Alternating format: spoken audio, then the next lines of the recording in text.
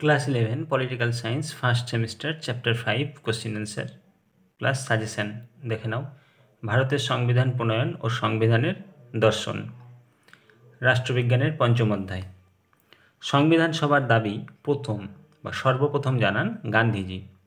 সংবিধান সভা গঠনের জন্য নির্বাচন অনুষ্ঠিত হয় কত খ্রিস্টাব্দে? 1946 খ্রিস্টাব্দে। গণপরিষদের উদ্দেশ্য ছিল সংবিধানের খসড়া প্রণয়ন। গণপরিষদের স্থায়ী সভাপতি ছিলেন ডক্টর রাজেন্দ্র প্রসাদ। গণপরিষদের খসড়া কমিটির সভাপতি ছিলেন বাবা সাহেব আম্বেদকর। গণপরিষদে ভারতের সংবিধান গৃহীত হয়েছিল 26শে নভেম্বর 1949। ভারতীয়দের দ্বারা সংবিধান রচনার দাবি সর্বপ্রথম মেনে নেয় ক্যাবিনেট মিশন। সংবিধান সভার প্রথম অধিবেশন অনুষ্ঠিত হয় 9 ডিসেম্বর 1946 খ্রিস্টাব্দ। ভারত ভাগের পর সংবিধান সভার সদস্য সংখ্যা হয় 299 জন। সংবিধান সভার নির্বাচনে কংগ্রেস কত শতাংশ আসন লাভ করে? 69। নেক্সট, সংবিধান সভার সর্বশেষ অধিবেশন বসে 1950 খ্রিস্টাব্দের 24শে জানুয়ারি। গণপরিষদের প্রথম অধিবেশন বসে মুম্বাইয়ে। 1947 খ্রিস্টাব্দের কত তারিখে গণপরিষদের দ্বিতীয় অধিবেশন শুরু হয়? 21শে জানুয়ারি। আইভর জেনিংস গণপরিষদকে কী বলে অভিহিত করেছেন? আইনজীবীদের স্বর্গ। সংবিধান রচনার সময় 21 জন সদস্যদের মধ্যে কতজন আইনবিদ ছিলেন? 11 জন। গণপরিষদের সর্বশেষ অধিবেশন কবে বসে? 1950 খ্রিস্টাব্দের 24শে জানুয়ারি। 1948 খ্রিস্টাব্দের 21শে ফেব্রুয়ারি খসড়া কমিটি গণপরিষদের কাছে যে খসড়া সংবিধান পেশ করে তাতে সর্বমোট কটি ধারা ছিল? 315টি। গণপরিষদের সাধারণদের জন্য কটি আসন ছিল? 292টি। গণপরিষদে মুসলমানদের জন্য কটি আসন ছিল? 78টি। গণপরিষদ গঠনের জন্য কত শতাংশ মানুষের ভোটাধিকার ছিল? 14%। গণপরিষদের মোট সদস্য সংখ্যা 389 জন। নেক্সট, ভারতের সংবিধান গৃহীত হয়েছিল 26শে জানুয়ারি 1950 খ্রিস্টাব্দে। ভারতীয় সংবিধানের রূপকার হলেন ডক্টর B.R. আম্বেদকর।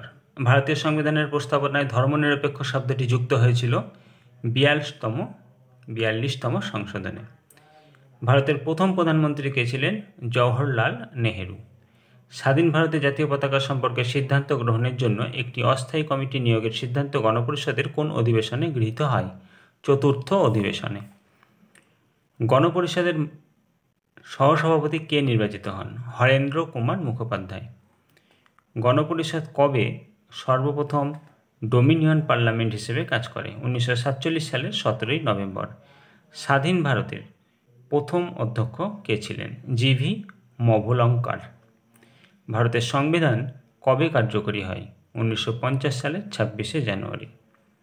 বর্তমান ভারতীয় সংবিধানে কতগুলি তফসিল আছে? 12টি। নেক্সট,